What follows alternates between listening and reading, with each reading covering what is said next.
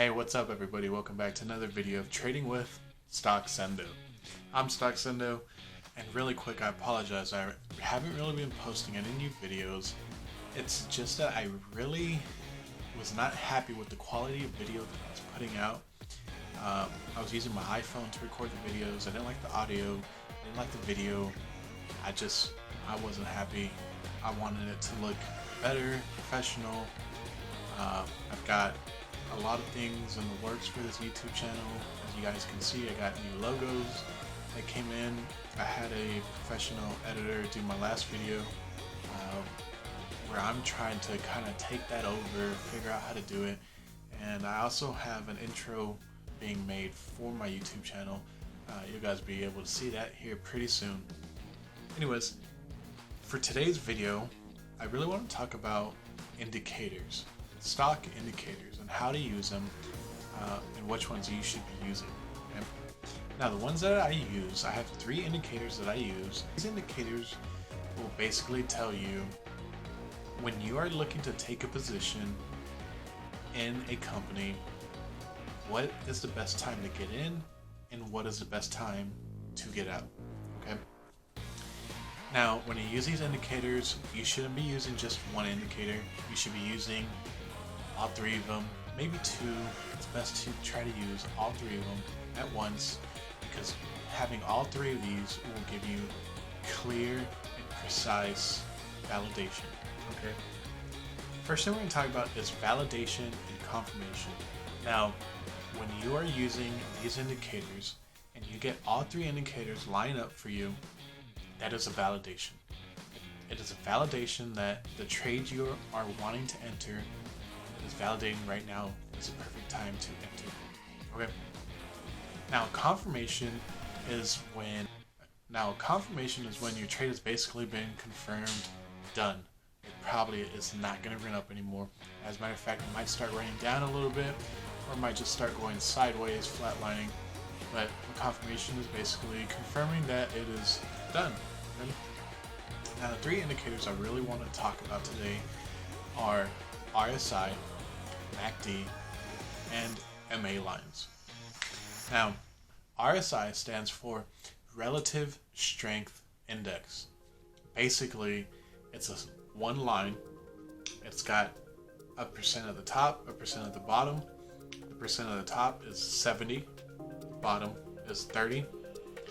Essentially, if your stock hits 30 or below, you are oversold. The stock is oversold. Now is a good time to buy it. Okay, right now is a good time to buy it. And if a stock hits 70, you don't own stock, you really want to get a piece of this company, the stock hits 70 or higher, don't do it. Don't get in right now. Wait, just wait. It's gonna come down. They always do. Just wait it out. Don't get in yet.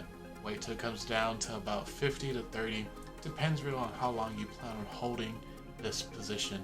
If you're planning on holding it for a long time, but otherwise, if you're planning on doing a swing trade, day trade with it, wait till it hits 30. Get in at a good price. Okay. The other indicator we're going to talk about today is MACD. MACD stands for Moving Average, Convergence, and Divergence. Now, exactly as the name says, that's what you're going to be using it for. You're going to be looking for a convergence and a divergence. I'll give you guys some examples here later in the video. And the last indicator we're going to talk about are MA lines. There are 2 types of MA lines that I use. Okay, so MA is your moving average. The type of MA lines that I use are EMA, exponential moving average, and SMA, or simple moving average. Okay, now in your webull app, they don't actually label SMA as SMA. They just label it as MA. Again, I'll show you guys in my video here exactly how to set them up, how I put them. It's very important that you guys use indicators before you enter a trade. Again, this is why I recommend webull over Robinhood. You don't get these indicators in Robinhood. It's basically, oh, I like the stock. You decide when to get in. But when you have these indicators, you can get signals on when to get into a stock and when to get out of a stock. it makes life a lot easier. Now that we've talked about all three of these indicators, guys, just remember you want to try to use all three of them before you enter a trade. This will maximize your gains.